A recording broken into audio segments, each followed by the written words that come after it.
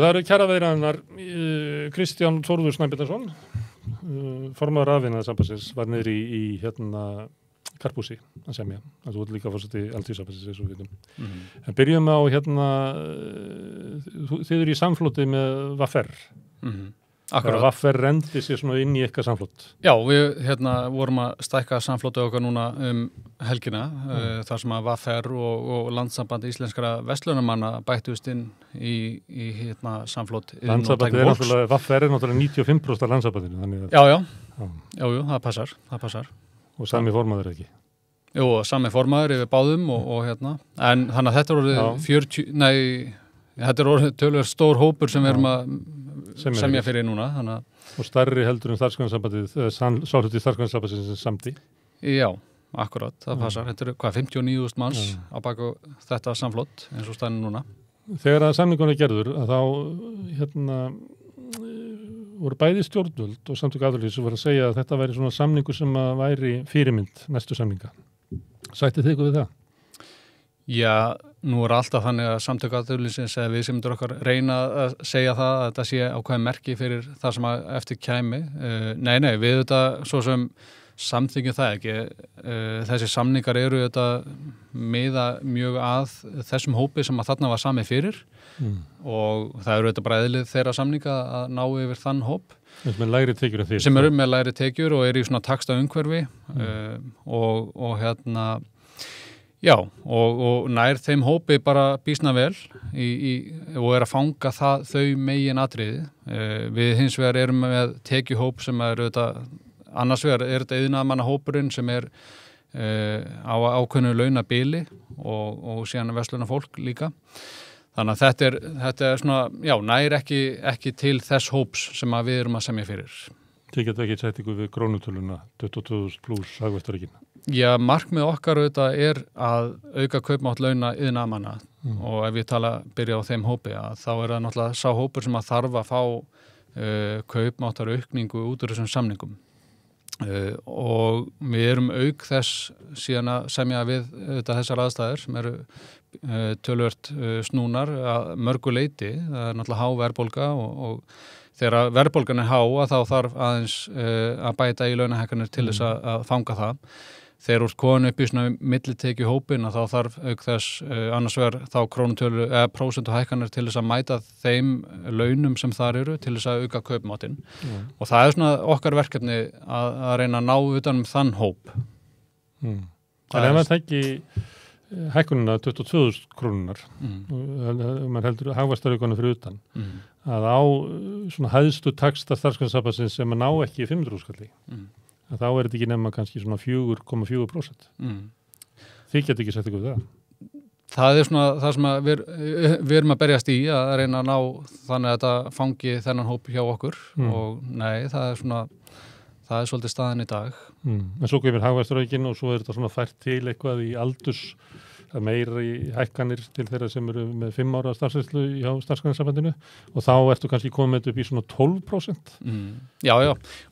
Finnst þið það að vera svona, að því að verðbólgan er 9,4% og líklega viltu fá bætur fyrir það sem að hefur kaupmáttarskerðingu sem er orðið á þessu ári eða allavega frá því að síðast var hækkað. Hvernig var hækkaði síðast þegar ykkur? Ef við horfum bara í fortíðina, það sem er náttúrulega búið að vera að gerast á undanförnum árum. Við komum út úr lífskjara samningunum sem voru undirritaðir 2019. Þar voru krónutölur hækkanir inn í þeim kjarasamningi, reyndar mismunandi krónutölur eftir í hvort á varst í taxta umhverfi eða fékkst almenna launahækkun, varst á svokallum markaðslaunum þar sem að þú kannski ert yfir taxt lágmarkslaunum og yfir öllu þessu taxta umhverfi. Og þar er hort svolítið á það að þú ert annars vegar, yfirborgaður og ert mögulega að sækja eitthvað meira launaskrið vegna þinnar stöðu. Þeir sem að voru og eru í taxta umhverfi, að þeir voru að sækja sér meiri launahækkanir í lífskjarasamningunum heldur en þeir sem voru yfir í taxta umhverfinu. Og koma þar á leiðandi inn í þessa stöðu eins og hún er í dag með meiri kaupmátt launa. Þeir síðan auðvitað eftir því sem að launin hækka og ef þú ert með krónutölu breytingar þá auðvitað hlutfallslega er það minni hækkun og þar að leiðandi semst minni vörn varandi kaupmáttinn í þeim hópum. Og þetta svona, þú veist, maður þarf svolítið að horfa á þessa stöðu líka í þessu samhengi, en þarna eru iðnaðarmannahóparnir kannski, þeir hópar sem eru, hafa ekki náð í jafn mikinn kaupmátt á undanförnum árum, og það staðan sem við erum svolítið að glíma við í dag, að reyna að sækja á að tryggja stöðu þess hóps. En ef maður kannski fer bara til síðastlið vors, þá kannski hefur verðbólgan klipið kannski 4% af laununum, og ef við trúum spánni sem hann liggur á bak við fjárlögin, þá spáð 5,6% verðbólgu næsta ári, og samningurinn var til loka janúar. Þannig raunverulega eiginlega bara ekki hægt að semja minna en svona 10%. Því að þú sem eru minna en 10% þá ertu eiginlega að semja kauplækkun. Og í sjálfum sér verður líka að efast 5,6% á næsta ári, því að það byggði á því að við verum komið niður í 7,5% núna en við erum í 9,3%. Þannig að við erum að fara miklu hærra inn í árið. Já, þetta veltur rosalega mikið á því hvað gerist. Og ég meina, ef við horfum á hvað ríkið að gera, hvað fyrirtækin að gera, ef allir ætla sér að velta hækkunum út í verðlagið, bara eins og ef við horfum á fjárlögi núna, það verið að leggja til hækkun á ýmsum liðum 7,7%. Áfengi, bensín, bara unit. Já, nákvæmlega. Sveitafélögin að sækja líka, fasteignaskattar að hækka verulega. Leigufélögin, við erum nú ekki dæma 30% hækkun hérna. Já, akkurat. Og ef þetta það sem að raungerist, þá þetta vandamáli alltaf að stækka. Það sem ég held að skipti gríðarlega miklu máli þetta að horfa í hvernig getum við komið í veg fyrir að þetta raungerist, að gjaldskrár hækki með þessum hætti, við náum tökum á verðbólgunni. Að það eru auðvitað verkefni sem ég held að sé eitthvað sem að muni skipta gríðarlega miklu máli fyrir okkar fólk. En hvernig þetta gera það? Já, það eru auðvitað verkefni sem að ég held að blasi við að þurfi með einhverju móti, einhverju samstillt átaki að bregðast við. En það hins vegar... Það getur tilbaka ráðagerði sínar hækkanir á sköttum? Mér finnst það að leggja í augum uppi að ríkið styrki sveitafélögin til þess að sveitafélögin getur tekið tilbaka gjaldskrárhækkanir. Akkurat. Ég meina, þetta það sem að þarf að gera. Það þarf að stíga tilbaka og skoða, eðlilegt að hækka gjaldskrár með þessum hætti, eða hægt að stíga tilbaka og falla frá þessu og horfa til þess að við ætlum að búa í samfélagi þar sem að verðbólga lækkar með því að allir taki þátt í því. Og það eitthvað sem að mér finnst bara verulega brýnt að gera. Þetta hljómar eins og svona sett upp fyrir langtímasamning, þar sem allir koma að borðunum og gera eitthvað svona. Þetta ekki gott að gera þetta í skammtímasamningi? Já, það auðvitað spurningin. Forsætisráðherra að segja það. Já. Skammtímasamningu þá bara koma stjórnum við minna að borðinu. Einmitt. Og það auðvitað, með langtímasamningi þá meiri vissa auðvitað hvað það varðar. En til þess að komast inn í langtímasamning þá þurfum við líka að hafa svo litla vissu fyrir því hvað framundan. Og nú verið að reyna að spá hvernig staðan verður 1 ár fram í tíman. Greiningaraðilar ekki allir sammála það, hvernig það verður. Og það erfitt fyrir okkur líka að hafa einhverja vissu fyrir því hvað muni raungerast. Og þá auðvitað enn erfiðara að spáða á enn lengra fram í tíman. Það það sem að blasir svolítið við okkur núna. En þessi óvissa auðvitað mikil. Sett svona mörk í sambandi við að vextir þyrfti að lækka, annars væri það forsendubrestur og það var sett inn eitthvað svona atriði. Já, akkurat. Eru þið með kröfur að verði sett inn ákvæði ef að verðbólga fer umfram? Já, samningsaðilar auðvitað eru að velta ýmsu fyrir sér, bara hvað mögulegt að gera og ég svo sem kemur auðvitað með þessa klassísku setningu að maður má auðvitað ekki fara inn í það sem verið að ræða akkurat við samningaborðið á þessum tímapunkti, en að sjálfsögðu höfum við velt þessu fyrir okkur. Hvað getum við gert til þess að búa til svona ramman í kringum þetta þannig að hann verði staða á samningstímanu verði betri í samfélaginu. Og auðvitað þurfum við að horfa á það hvernig náum við að auka kaupmátt launa okkar fólks á þessum samningstíma. Það verkefnið. Og ykkar fólk þá millitekjufólk eða svona skársett launafólk. Já, það eru þetta, þeir hópar sem eru í okkar samfloti, það er það sem við erum að horfa á. Starfsgreinasambandið er búið að semja fyrir þann hóp og þetta eru þetta bara, já, þetta er svo staða sem við erum að glíma við. Ég ætla ekki að gera lítið úr því, ég ætla ekki að þú farið inn og samið sko kaupandarskerðingu. Það er í minnst að þetta haldi í við verðbólguna. Já, og ef við segjum að sé kannski 10% verðbólga á það sem er orðið á þessu ári og er fyrir séð á næstu 14 mánuðum, að þá þarf maðurinn sem er með 800.000, þú veist, með ökkurum álugum og eitthvað fleira, hann þarf á 80.000 hækkun. Og það áttu komin hérna yfir það sem að er í hæðstu tökstónum hjá starfsgreinasambandinu. Einmitt, og ég meina, þetta er staða heimila mjög flókin, eða misjöfn og það er þetta flókið að kannski að fabulera nákvæmlega með það. En það þarf einhvern veginn að horfa til bara þarfana líka og það er þetta það sem að samningsaðilar munu þurfa að gera, að mæta þeirri stöðu sem upp er. Já. Eitt er að verja kaupmáttinn fyrir svona henni almennu verðbólgu. En það hefur komið fram og það vita allir að húsnæðismarkaðurinn skiptir fegnarlegu máli. Hann er náttúrulega bara skaðræði í sjálfu sér vegna þess að hann keyrir áfram verðbólguna og býr til vandamál sem að leiðir bara hækkar húsaleigu og hækkar lánið þín og bara skaðræði í sjálfu sér. Þannig að það myndi ætla það að verði lögð áherslu á það að leysa það mál einhvern veginn sérstaklega, samhliða hinu, því að ef þú ætlar að leysa stöðu þeirra sem hafa það verst á húsnæðismarkaði með launahækkunum, þá þetta hækka launinu með 250 skall. Þetta er málefni fasteignamarkaðar og húsnæðismál almennt eru þetta stóri þátturinn sem við erum að horfa á í dag. Við erum þetta búin að sjá gríðarlega miklar hækkanir á fasteignaverði sem eru drifnar áfram af, já, maður veit ekki hvaða öflum nákvæmlega. Leiguverð hefur verið að hækka alveg svakalega á undanförnum árum og þetta blasir við svolítið að það þarf að einhvern veginn að bregðast við þannig að leiguverð hækki ekki áfram hjá fólki, en því miður erum við að sjá bara dæmi eins og kom fram í gær, 75.000 króna hækkun á leigu á einum tímapunkti, sem er bara gríðarlega mikið högg á heimilin. En þetta, það þarf að grípa inn í aðgerðir þannig að ná svona böndum þennan markað. Hvernig er það hægt? Það er stóra spurningin. Hvernig er það hægt? Hvaða öfl eru það á bakvið þetta sem að drífa þessi atriði áfram? Ég veit ekki. Ég held að það hefði þurft að grípa til stífari eða meiri aðgerða þegar til dæmis vextir voru lækkaðir í gegnum heimsfaraldurinn. Til að hindra hækkun fasteignaverðs.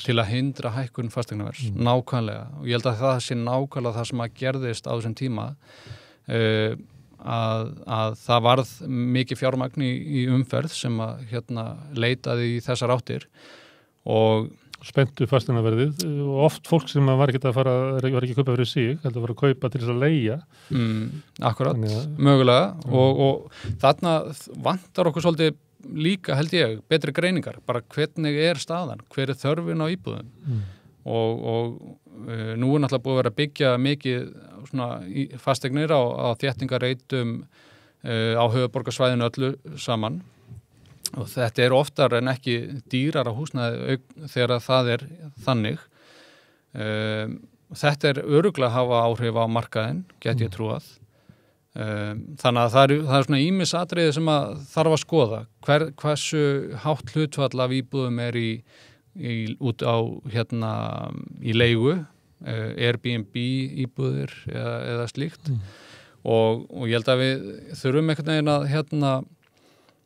að fanga betur þennan markað. Bara tómar íbúðir sem eru í útleigu en í skammtímaleigu. Þessar íbúðir þurfa að komast í langtímaleigu til fólks og þetta þarf að bæta þennan ramma í kringum það. Hvernig á að gera leigusamninga þannig að sé ekki hægt að hækka leiguna eins og raun ber vitni. Við erum að sjá allt og mörg dæmi það, til dæmis með leigubremsu eins og Danir fóru... Þeir settur bara frost á leiguna. Það mátti hækka svo lítið langt. Þeir eru með, ég manna ekki hvað það var 14% verðbólga, en þú máttir hækka eitthvað 2%. Ég held að mátt hækka 2-4%. Þetta var töluvert undir verðbólgu. Þannig þetta var bara leið til þess að sko að lækka raunvirði leigu á næstu 2 árum. Já, nákvæmlega. Og það eru eitthvað sem að, við þurfum að komast í eitthvað svona fyrirkomulag, að setja skýrari reglur utanum þetta fyrirkomulag. Tryggja stöðu fólksins en ekki fjármagnsins. Og það er svona lykillinn held ég. Þannig að ég segir svolítið, þegar það var samið lífskjarasamningar 2019, þá lofuðu stjórnvöld að gera þetta. Já. Akkurat. og hvað ætlar að fá annað svona lofur sem að það er ekki svo hefnt? Já, ég held að það sé erfitt að endurvinna lofvorðin. Ég held að það verði ekki, en auðvitað þurfa stjórnvöld að stíga inn og bæta auðvitað þennan ramma, eins og að lofa síðast varandi vexti og verðtryggingu. Sem betur fer, þá komumst við í það ástand á samningstímanum núna að vextir lækkuðu verulega og fólk fór úr verðtryggðum lánum til dæmis yfir í óverðtryggð lán sem að ég tel að hafi verið mikið heillaspor fyrir samfélagið en núna erum við auðvitað í þeirri aðstöðu að stýrivextir hafa hækkað gríðarlega mikið og fólk er því miður að neyðast til þess að fara úr óverðtryggðum lánum yfir í hinn verðtryggðu aftur. Það er þetta að sjá, það er bara mikill strömmur. Já, og það mun aukast ef ekkert verður gert fram á við. En á sama tíma að þá er það viðurkennt að áhrif af stýrivexta hækkunum eru minni þegar að fólk er í verðtryggðu umhverfi. Og þá er auðvitað spurningin í hvaða vegferð eru að fara. Ef að stýrivextir eru farin að hafa áhrif en fólk fer að velja aðra kosti sem að hafa neikvæð áhrif á heildina. Já, líka svo þeirra með að skilja það af hverju það eina leiðin sem við höfum gegn verðbólgu er að draga úr kaupmætti þeirra sem að eru eiginlega að fara með allt ráðstöfunarfé sitt í húsnæðiskostnað. Bara fyrir mat og húsnæðiskostnað og svo þegar þú hækkar vextina þannig að þú tekur af mér 50 eða 70 krónur að þá dreigi úr neyslu minni. Er ekki hægt að draga einhvern veginn úr eyðslu, einhvers annars þar en í þessu fólki? Ég stór efast það að þær tásumyndir sem að hefur verið talað frá tenni að það sé fólkið, já, nákvæmlega, fólkið sem hefur minnst á milli handana. Ég meina fólkið sem hefur minnst á milli handana, það er ekki að leyfa sér að fara ellendis. Það er myndi að gera það færi nú í sumarleyfi til Tenerife. Það geti gert það á þess að seðlabankastjóri vera að fussa yfir því og segja að vera að grafa undan efnahagslífi á Íslandi. Akkurat. Auðvitað væri það bara frábært að fólk geti lyft sér hluti, en ég held að vandamáli sé eins og að það sé ekki þarna. Vandamáli er að það þarf að skattleggja þetta fjármagnið eins og aðra. Já, það er góð leið til þess að draga úr eyðslu, skattlagningu. Og það veit ekki að að ganga frá fjárlóðunum með 130 milljarða gati. Einmitt. Og þá er alveg ætti að sjálfsögða að sækja fjármagnið til breiðubakana. En þú ert forseti Alþýðusambandsins og situr í Þjóðhagsráði. Daginn var hann að viðtal við Bjarna Benediktsson eftir samningana við Starfsgreinasambandið og var spurt svona hvað ríkisstjórnin kemur með og hann sagði, jú, allir við förum ekki bara að birta þetta af því að þetta er nú svona liggur í ljóst fyrir frá Þjóðhagsráði. Það er svona einhver slatti sem fer í barnabætur og einhver smá í aukin húsnæðisstyrk. Er það þannig að það liggja raunverulega fyrir hvað það er sem að stjórnvöld ætla að koma með borðinu? Hann nefndi ekki til dæmis skattabreitingar sem að ég held að hljóti til þess að skipta þann hluta Starfsgreinasambandsins sem að samt launahækkanir núna feiknarlegu máli hvernig skatturinn verður 1. janúar. Nei, það er mitt. Umræðan sem að fer fram í Þjóðhagsráði. Nú er ég reyndar bara nýlega komin þar inn og hef setið 2 fundi eftir það. Það er ekki skipulagður, eða hefur ekki verið boðað til annars fundar í Þjóðhagsráði til dæmis á þessu árið, þannig að maður veit svo mikið hvort að verði eitthvað meira til umræðu þar. En auðvitað fer þessu umræða ekki fram þar. Það vissulega er verið að rýna í auðvitað stuðningskerfin og það er verið að ræða ýmist mál þar en það sem við erum að gera núna og munum þurfa, það þarf að grípa til aðgerða núna á þessum tímapunkti og ég held að það sé afar mikilvægt að stjórnvöld komi inn og styðji við fólkið í gegnum tilfærslukerfin. Það hefur verið til umræðu og við höfum verið í samtali við stjórnvöld að ykkur leiti að undanförnu og svona vera í að því sem að þurfa að gera En við munum þurfa að taka þetta samtal núna á næstu dögum, geri ég ráð fyrir, til þess að bæta ykkur inn í þessa stuðu sem uppi er. En þjóðhagsráð auðvitað er að sýsla með ýmis atriði og þar er auðvitað búið að fara fram á ýmsa greiningar á stöðunni. En hvort að komi þar inn eða hvar, veit maður ekki. Þurfum að sjá hvað verður úr því. En Bjarni sagði þetta, það er rétt. Þú telur að þið, iðnaðarmenn og teknikarinnar með VFR hafi stöðu til þess að hafa eitthvað svona mótandi áhrif á það hvað stjórnvöld koma með til launafólks. Eða er þetta kannski að verða þannig? Nú er þetta svona stutt í opinberu starfsmenn. Ég held að það sé bara í mars. Þá kemur færið bara BSB og svo BOM Akkurat. Og svo ég veit ekki hvað kennararnir eru, þeir eru kannski aðeins lengri þá. Já, en í sumuleyti er bara að koma svona skriða af hópum sem að myndu örgulega vilja sittast með stjórnvöldum og ræða barnabætur, vaxtabætur, húsnæðisstuðning, leiguþak, leigubremsur. Já, einmitt. Og auðvitað, það eru fjölmargir hópar sem eftir að koma og en þetta er eitthvað samtal sem að þarf að fara af stað og við höfum alveg skynjað vilja stjórnvalda til þess að koma inn og svona létt undir. Enda ég held að það sé gríðarlega mikilvægt. Fjölmennasti hópurinn er Alþýðusamband Íslands og við erum auðvitað langfjölmennust í þessu og munum auðvitað reyna að þrýsta á einhverjar breytingar fyrir okkar fólk. Já, ég veit út fórsetið þar, en er það ekki þannig að þótt að þið viljið vera leiðandi launahækkanir í almenni markaður, en þá getið alveg verið í samfloti með opinberu starfsmönnum varðandi þessi atriði sem við höfum verið að nefna, sem eru bótakerfin, skattkerfið, húsnæðiskerfið. Jú, að sjálfsögðu. Við getum verið í samfloti með ýmis atriði gagnvart stjórnvöldum og það er auðvitað eitthvað sem að ég geri ráð fyrir að geta alveg raungerst á einhverjum tímapunkti. Herðu, verður þið segið að kemur í ljós bara á allra næstu dögum hvort það verði samið stuttarsamning því að það verður að gerast til þess að ná því fyrir jól. Akkurat. Þú varst í Karphúsi í allan dag. Komaði í ljós hvort að þetta er líklegt að þetta klárist á morgun eða hinn? Það er svo sem þetta ljósu það spurning hvernig það kemur. Við erum ennþá í samtali og það er það sem er jákvætt í þessu. Hefur þetta þokast eitthvað? Við segjum til þess frá því að miðja síðustu viku. Finnst þér viðræðnir ykkar hafa þokast eitthvað? Ég verð að viðurkenna, manni hefur ekki fundist þetta þokast nógu hratt hjá okkur. En á meðan að er samtali í gangi þá er það bara það sem er jákvætt. Maður verður víst að fara með þessa frasa.